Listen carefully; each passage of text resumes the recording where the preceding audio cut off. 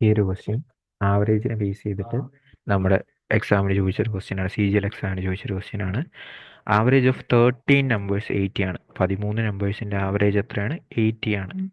അതിൽ ആദ്യത്തെ അഞ്ചെണ്ണത്തിൻ്റെ എത്രയാണ്? 74.5 ആണ്.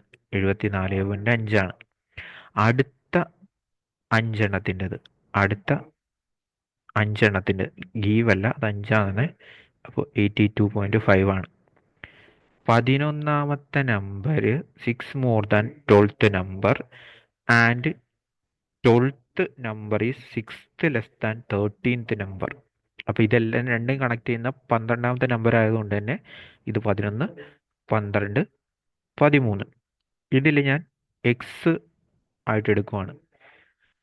12ാമത്തെ നമ്പറിനെ എക്സ് ആയിട്ട് എടുത്തു കഴിഞ്ഞാൽ 11ാമത്തെ നമ്പർ എന്ന് പറഞ്ഞു കഴിഞ്ഞാൽ അതിനേക്കാളും 6 കൂടുതൽ. And 12th number 6 less than 13th number എന്ന് പറയുമ്പോൾ ഇതും x+6 ആയിരിക്കും. ഇനി അടുത്ത സ്റ്റെപ്പ് എന്ന് വെച്ച് കഴിഞ്ഞാൽ ഞാൻ ഈ എക്സിൻ്റെ ടൈമിൽ ഈ 3 നമ്പേഴ്സിൻ്റെ ആവറേജ് കണ്ടുപിടിക്കുകയാണ്. അപ്പോൾ ഇത് തമ്മിൽ കൂട്ടുക, ബൈ 3 എടുക്കുക. അപ്പോൾ x+4 എന്ന് പറഞ്ഞ് കിട്ടും. ഇത് തമ്മിൽ കൂട്ടിയിട്ട് ബൈ 3 എടുക്കുമ്പോൾ x+4 എന്ന് പറഞ്ഞ് കിട്ടും. ഓക്കെ, നമ്മൾക്ക് ചോദിച്ചിരിക്കുന്ന what is the average of 11th and 13th number. അപ്പോൾ അത് ഞാൻ എക്സിൻ്റെ ടൈമിൽ കണ്ടുപിടിക്കുക. 11ാമത്തെ ടൈമിൻ്റെയും 13ാമത്തെ ടൈമിൻ്റെ ആവറേജ് എക്സിൻ്റെ ടൈമിൽ കണ്ടുപിടിക്കുക. അപ്പോൾ എത്ര വരും? x+6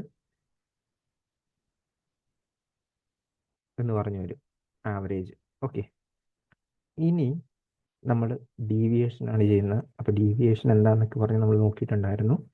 ഇവിടെ നോക്കുവാണെങ്കിൽ ടോട്ടൽ 13 നമ്പറാണ്.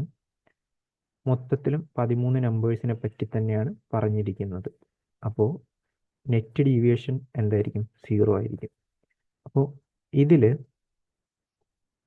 ആദ്യത്തെ 5 നമ്പറിൻ്റെ കേസ് എടുത്തു കഴിഞ്ഞാൽ 74.5 ഉള്ളൂ, പക്ഷെ 80 വേണമായിരുന്നു. അതിനർത്ഥം 80നേക്കാളും 5.5 അവർക്ക് കുറവാണ്. പ്ലസ് അടുത്ത 5 നമ്പറിൻ്റെ കേസ് എടുത്തു കഴിഞ്ഞാൽ 82.5 ഉണ്ട്, പക്ഷെ ആക്ച്വലി 80 മതി, 2.5 കൂടുതലാണ്.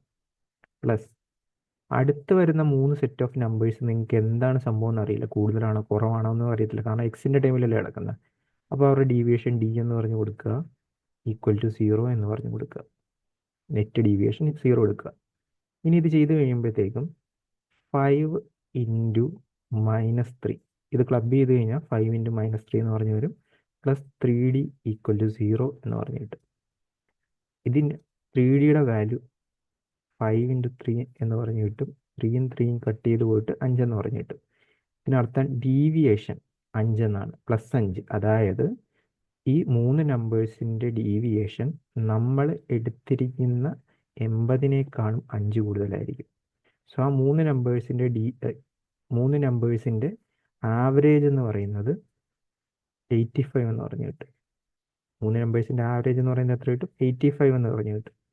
സോ ഇത് x+4 എന്ന് പറഞ്ഞ് നമ്മൾ എന്ത് ചെയ്തു? ഓൾറെഡി കണ്ടുപിടിച്ച x+4 ആണ് 85.